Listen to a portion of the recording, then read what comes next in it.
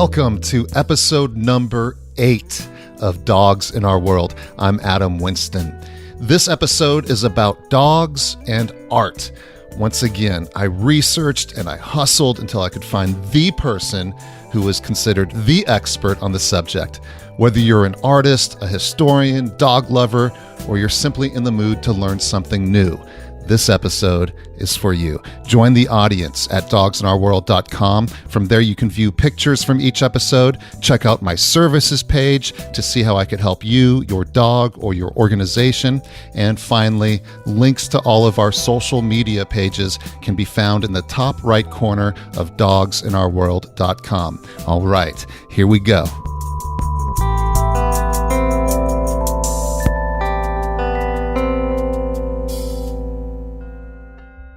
You are listening to Dogs in Our World, a show that explores the history, science, and importance of the domestic dog. Here's your host, Adam Winston. Back when I was planning this series, I knew that I wanted to learn more about the dogs in our world by exploring art and art history, which, by the way, I know very little about. And after a bit of research, there was one name that kept coming up. And immediately I knew that this is who we needed to teach us about dogs and art. So unfortunately for him and his assistant, I just blasted him with phone calls and emails until I was able to get him on the show. And I mean, this is the guy who Oprah calls when she wants to add a dog painting to her collection. Look, we don't even have time for me to recite the laundry list of his accomplishments and publications and clients. So I'm just going to let him introduce himself. Yeah, my name is William Secord, and I'm in New York, New York. My sort of claim to fame, I suppose, a long time ago was that I was the first director of the American Kennel Club Museum of the Dog that's now in St. Louis. I was there for 5 or 6 years and then started my own business, but also wrote the first book on the history of dog painting, which came out in 1992. And since then, I've written 4 other books on dog painting. So it's really about being Dog Bill at this point. I'm the world's expert on 19th century dog paintings. And then I also have a gallery that's now open by appointment only, which sells paintings of dogs and animals. Of course, there are depictions of dogs and artwork related to dogs that possibly date back thousands of years. But in this episode, we're going to learn about a time in history when people first began wanting to have pictures of their personal dog. This was before Instagram and even before the camera. Up until recently, we didn't think there were that many portraits of dogs per se in the 17th and 18th centuries. We thought of those centuries being more about portraits of people with a dog, if you follow me. But recent research has shown that at least during the Renaissance period in Italy, people commissioned portraits of their dogs alone, without them. So that's where you see the beginning of the evolution of dog painting. And then when you move into the 18th century, you get people like George Stubbs, who was really well known for his paintings of horses, but also did a tremendous number of dog paintings. So George Stubbs in England, and then at the same time period in France, with the King Louis XIV and Louis XV having tremendous wealth and tremendous power, kennels of 200 or 300 dogs at any one time, they commissioned artists such as Jean-Baptiste Oudry and Alexandre François Desportes to do portraits of the royal dogs. Unlike British paintings, the 18th century French paintings often had the names of the dogs in gold leaf actually on the canvas. So there's a very famous dog painting of Pompée and Florissant, which belonged to the king, and their names are actually inscribed in gold leaf on the canvas itself, which is sort of cool. So that's going on in the 18th century England, 18th century France, but the really tremendous number of dog paintings by a tremendous number of different artists occurred between 1840 and 1940 in England. So think back to last episode when I took us to the sheepdog trial. I told you that those kinds of trials grew in popularity during the 1800s. Well, Mr. William Secord taught me that at the same time, there was also the rise of the middle class in England. And this rise of the middle class was a time of great wealth. And there was also an increase in the amount of leisure time that folks could enjoy. So this is when people began to increasingly take greater pride in their dogs. And what better way to memorialize them or for the people to show off their wealth than by commissioning a portrait of their prize pup? The evolution of purebred dog shows at the same time as field trials created this demand for depictions of dogs that actually conform to the standard for the breed. For instance, the standard being the written description of what a particular breed should look like. They tried to breed to that, make their dogs look like that. So there was tremendous pride of ownership, similar to somebody having race horses. They wanted to have depictions of paintings of their race horses. The people wanted to have, dog fanciers wanted to have paintings of their dogs. And in some cases had 20 or 30 paintings commissioned over the years of their particular breed or their top winning dogs, that kind of thing. Across the pond, as they say, here in America during the 1800s, paintings of dogs also became part of popular culture. And in America in the 19th century, it was more with sporting dogs than anything else, and pointers and setters and terriers to a less extent, mirroring or paralleling what was going on in England, but in its own particular way. And there are collectors that only want American paintings because they're nationalistic or think that fits in better with their American furniture or whatever. But often people who have hunting lodges or that kind of thing will want to have pointers and setters, paintings on the wall. One of the many things that William Secord has done for the art world and for the dogs in our world is he's helped us break down historic paintings of dogs into 3 to 4 basic categories. Here's one of the most helpful sound bites for me as I go back and look at all of the paintings that I researched for this episode. By the way, links to our research can be found in the show notes for this episode at dogsinOurWorld.com. Queen Victoria came to the throne in 1837, had a little tricolor King Charles Spaniel, and over the years had as many as 75 dogs in her kennels at Windsor Castle.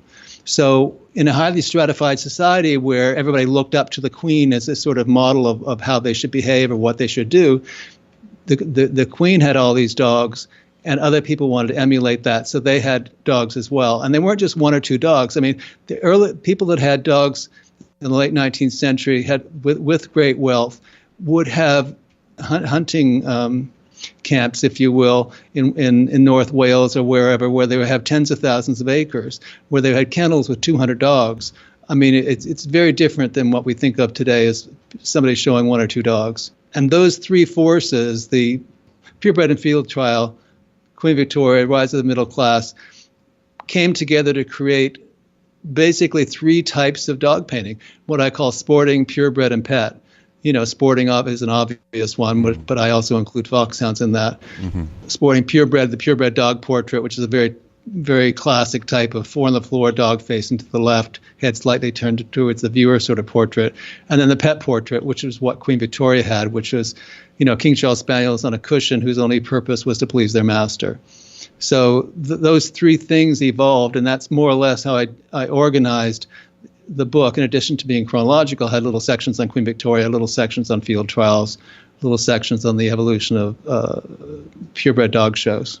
So you're saying that if we go back and look at works of art from the 18th, 19th century, that we can kind of tell a lot about the painting or what's going on and what the message is by looking at how the dog is postured or positioned? Yes.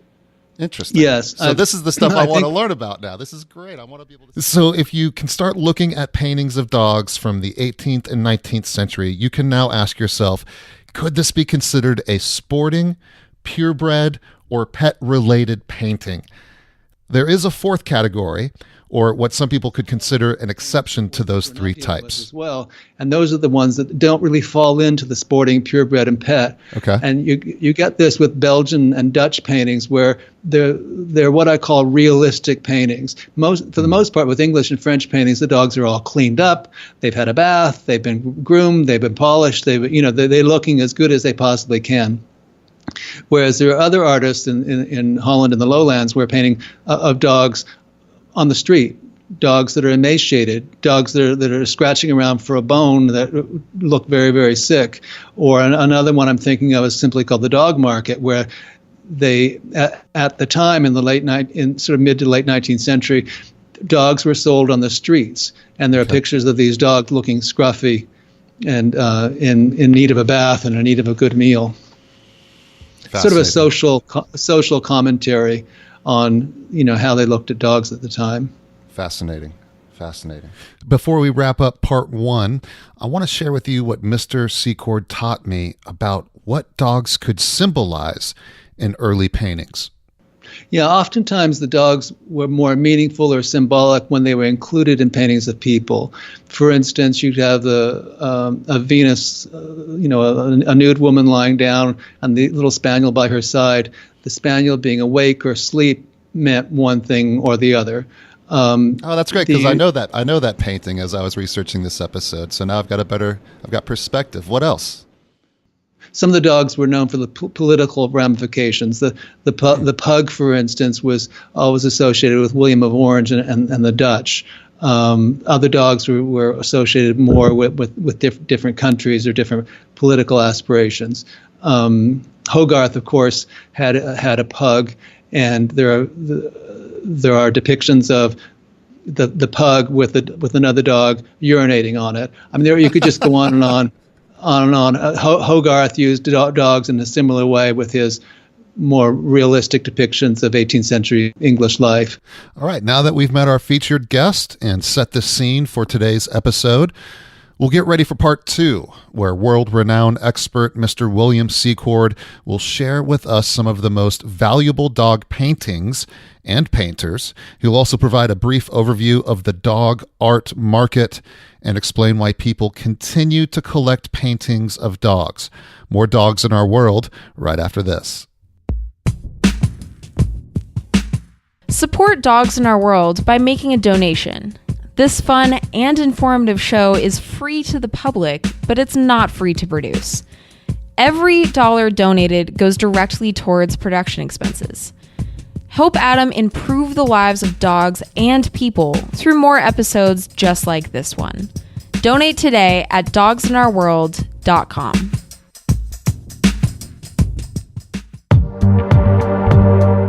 We'll be right back with more Dogs in Our World.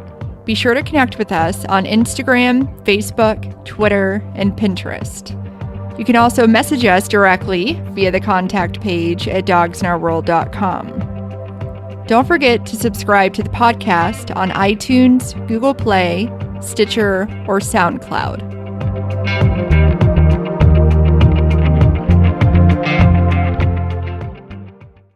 Welcome back to this episode where we learn more about dogs by exploring the world of art and history, specifically art from the 18th and 19th century.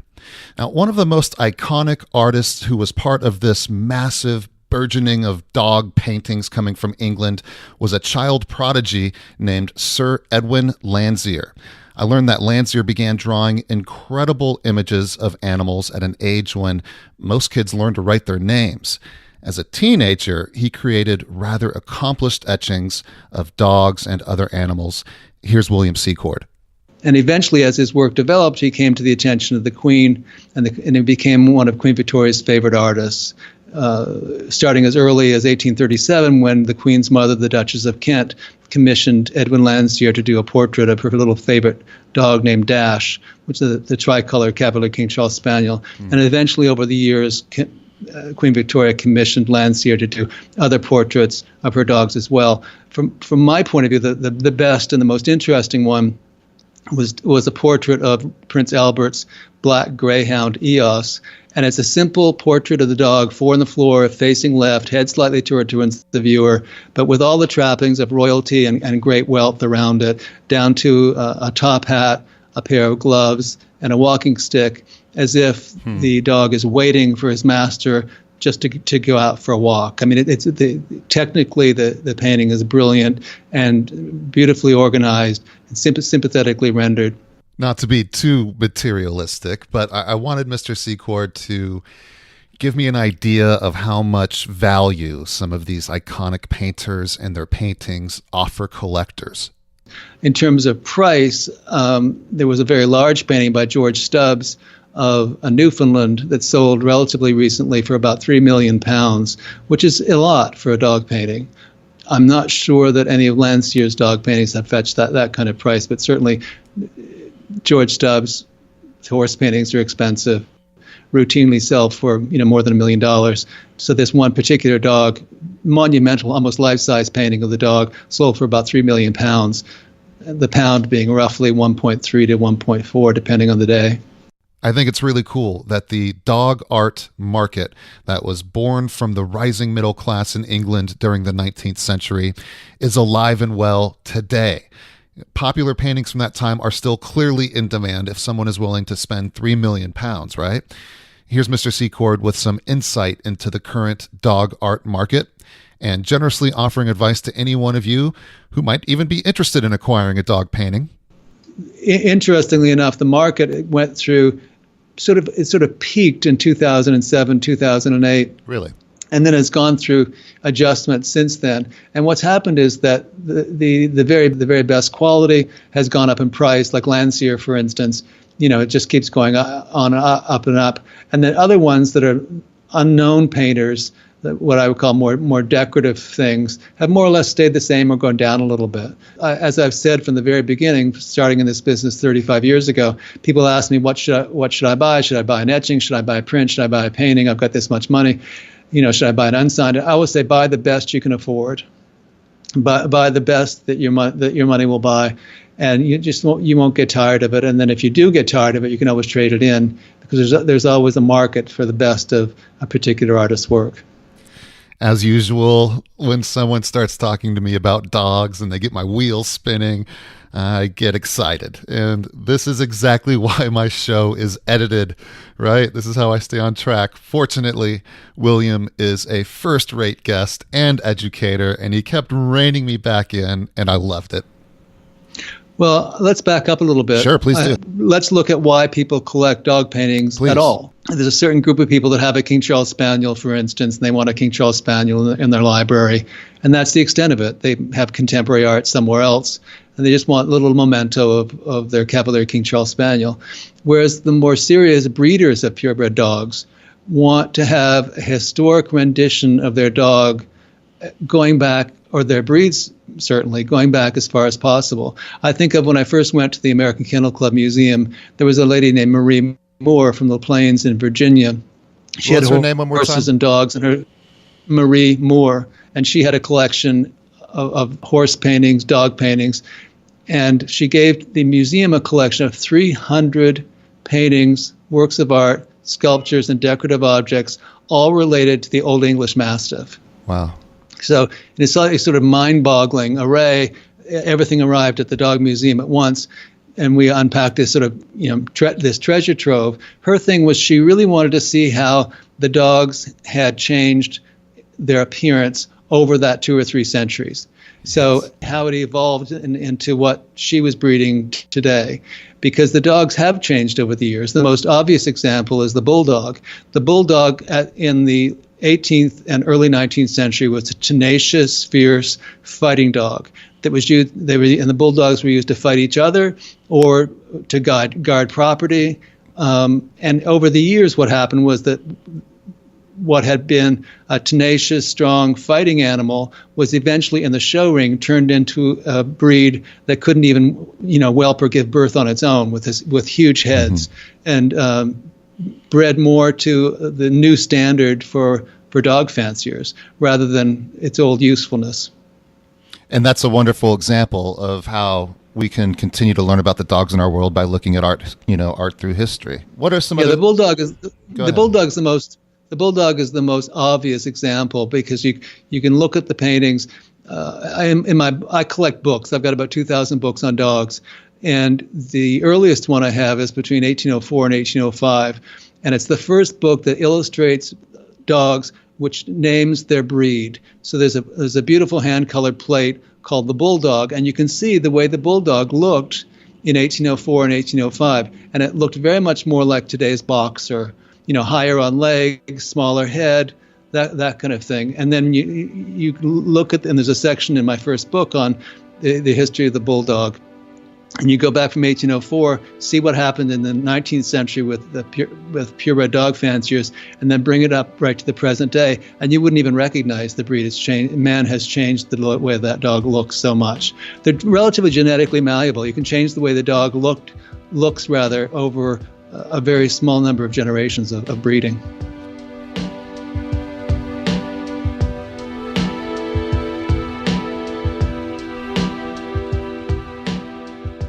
That's right. Another dog breed I think that often comes up when talking about this is the German Shepherd, too. In just a few decades, they've greatly changed the appearance of the German Shepherd, I think most likely to its disadvantage. Yeah, there's a section in my first book on Geraldine Rockefeller Dodge, who I sort of call American royalty.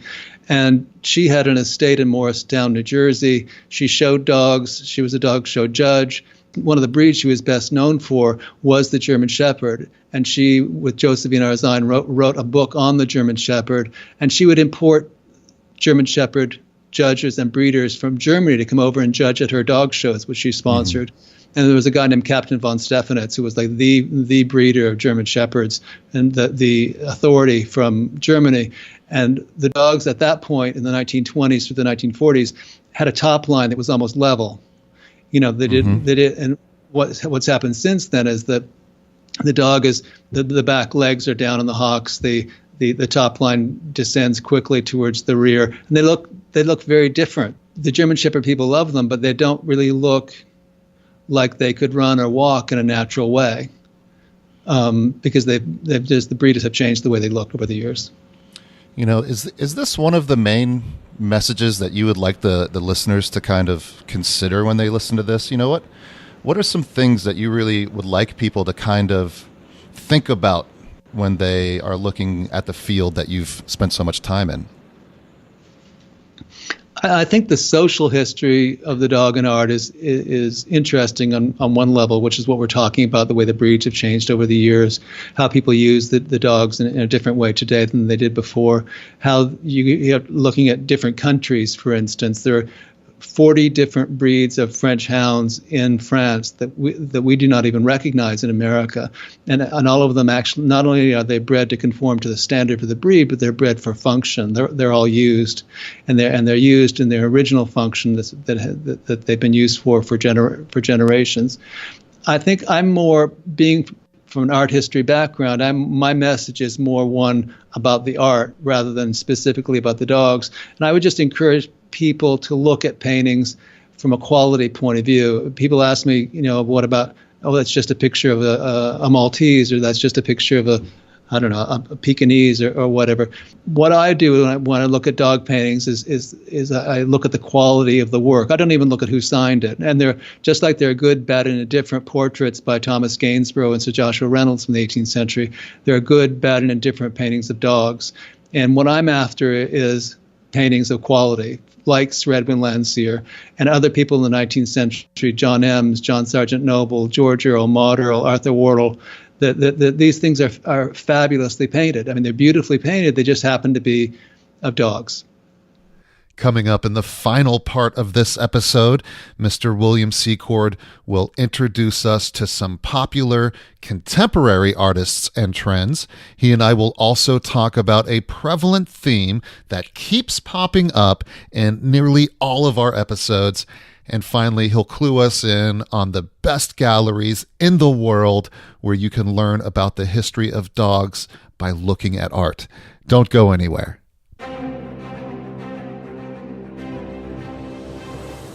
Adam will be right back with more Dogs in Our World. For more information about this show, visit the episodes page at dogsinOurworld.com. And be sure to subscribe to us on iTunes, Google Play, Stitcher, and SoundCloud. I mean, the other thing we haven't spoken about is contemporary artists. That was my next question. Yeah, please do. Yeah. I've shown one artist, Christine Merrill, for over 27 years, and I've written a book about her. I interviewed 30 of her clients all around the country about why they commissioned her to do a painting of their dog or dogs. I mean, she has some clients that have 5 different paintings of their dogs that they've commissioned over the years. And the thing about Christine is, not only does she capture the anatomy, structure, coat texture, the way the dog looks, she somehow captures the spirit of the dog, the individual character of the dog. I can't tell you how many times people have commissioned portraits of their dog as gifts for their spouse, and the spouse comes down and just starts crying when they see the painting, because it captures the painting itself, not a photograph of the painting, not a digital image, but the actual painting itself captures somehow that individual character and nature of their pet. And she's done purebred dog portraits, but that's what she specializes is really more pet portraits. And she gets the best paintings when she lives with the dog for a day or two, gets to know its character and its foibles and its facial expressions, and then does sketches and works up a painting from there. Oprah Winfrey is a good client of ours with Christine's work, but also Pamela Dennis Hall, who's from Texas, who does very realistic portraits of both horses and dogs, almost with a Victorian feeling to them. And having horses and dogs herself, she has Cavalier King Charles Spaniels and Pugs. Is very sympathetic to the smaller, more toy, non-sporting breeds. Yeah, this is one thing I've learned, and one thing I think that this show has definitely reinforced in my head is that every single dog is unique, and it's fascinating to learn about the individual and unique relationships that people have with their dogs. And so I want to see Christine's paintings and Pamela's, so I can see how they may have captured, the unique personalities of a dog, and I can understand why somebody would find that so emotional after seeing something that was commissioned for them of their dog. I think the more you know dogs, the more you realize that every dog is unique, and just because you're looking at an Airedale or have 6 Airedales together, they have a particular strain or a tendency because they're Airedales, but then beyond that, they're their individual personalities and characteristics.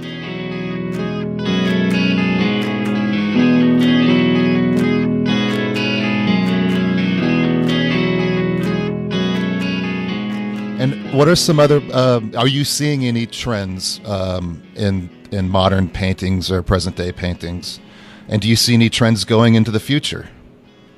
I mean, with regard to modern day paintings, that there is almost a resurgence of interest in portraits of dogs.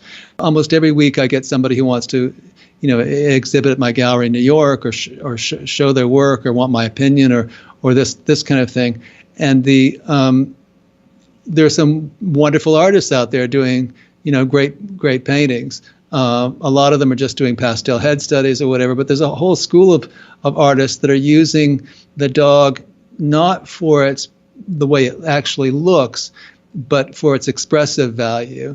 So that if you think of, for instance, a Doberman growling, they take that and paint a picture of a Doberman growling, but in an abstracted sort of expressionist way to reinforce the tension in the painting. In other words, it's not a portrait of a particular Doberman, but it's the Doberman used as symbolically to reflect everything we always have thought about Dobermans. I don't know if I'm expressing that very well, but so that there's a tremendous number of artists who do what I call more abstracted images of dogs, not to capture the way the dog looked, but to express a certain emotion or feeling through their painting.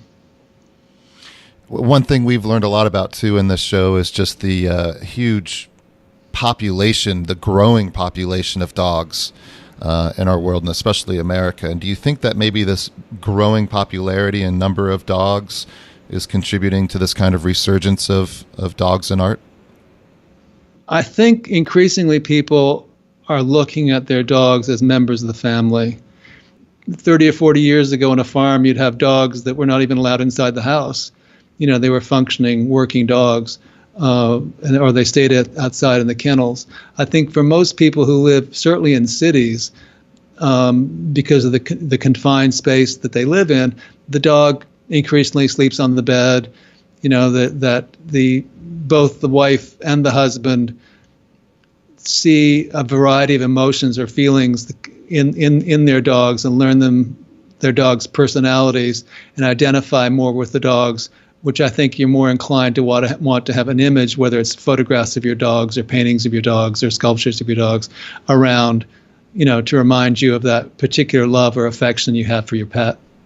Don't forget, you can check out our research links at dogsinourworld.com in order to view pictures of many of the paintings we mentioned today. You can also view many of the paintings in Mr. Secord's collection by visiting his gallery's website, which is dogpainting.com. But clearly the best way to appreciate a painting is to see it in person. In America, the best places to see paintings, a couple of them are the Dog Museum, which is in St. Louis, Missouri. It's in the suburbs of St. Louis. In New York, we've got the American Kennel Club has a splendid collection. In Middleburg, Virginia, they've got a great sporting art library and museum. But when you're traveling in Europe next, the two places to go to are the Kennel Club in London, the Kennel Club in London, have a fantastic little gallery. They've got a great collection. And again, it's better to call and make an appointment. The other one is in Paris. It's the Museum of the Hunt and of Nature. And they have many of the paintings that were commissioned by Louis XIV and XV on display. It's in a beautiful architecturally designed building from the 18th century. And they've been brought in from all different museums to create these thematic shows of primarily French dog painting. But whenever I go and look for dog paintings in Europe or elsewhere in America, I always come back home and realize that I've got the best selection right here. You could visit the William Secord Gallery in Manhattan by appointment. Since not all of his collection is housed at the gallery, Mr. Secord says you can call them in advance if there's something specific you want to see. He recommends browsing and purchasing his books on abe.com. That's abe.com. But check this out. He says if you call the gallery in order to purchase a book, he'll send you a personally signed copy. I've inscribed many, many books to people's dogs over the years. It's whatever they like. They're the client. And when you call, be sure to tell them that you heard this show. Their contact info is listed on dogpainting.com. That's their website, dogpainting.com. All right, don't forget to join the audience at dogsinOurWorld.com. Help more people discover the show by leaving a review in Apple Podcasts or wherever you listen. If that's too much, then just help spread the word by telling 2 friends you think might be interested in this show. And be sure to tell them exactly how they can listen to us. I appreciate it. Thank you so much, and I'll talk to you soon.